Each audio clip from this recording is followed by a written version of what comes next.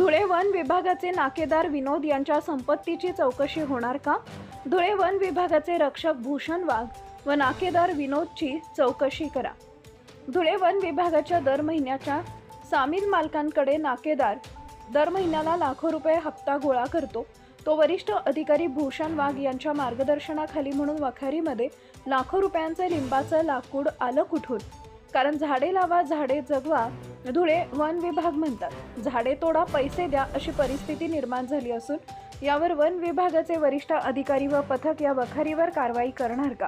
तसेच प्रत्येक ट्रॅक्टर लाकूड चोरांकडनं नाकेदार दर महिन्याला लाखो रुपयाचा हप्ता गोळा करत आहेत. म्हणून जंगल तोडून 2 नंबरमध्ये शहरामध्ये मोठ्या किमतीत लाकडाला भाव असल्यामुळे वन विभागाच्या आशीर्वादानं लिंबाचं लाकूड तोडण्याचा व्यवसाय जोमात कारवाई करणारे गेले कोमात अशी अधिक माहिती धुळे वन विभागाकडे आता शिरपूर येथे देखील चार्ज मिळाला आहे. म्हणून भूषण वाघ यांची संपत्ती मोठ्या प्रमाणात वाढली असल्याचं बोललं जात आहे. कारण जंगलामधील दररोज लाखो रुपयांची लाकडं हॉटेलधारकांना देखील वकारधारकांना देखील विकलं जात आहे. त्यामध्ये आशापुरी स्वामी, हनुमंत स्वामी व अन्य स्वामींमध्ये दररोज लाखो रुपयांचं लिंबाचं लाकूड इथं कुठून?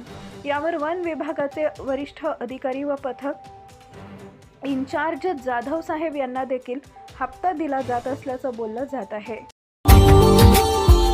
Subscribe now and press the bell icon. Never miss an update.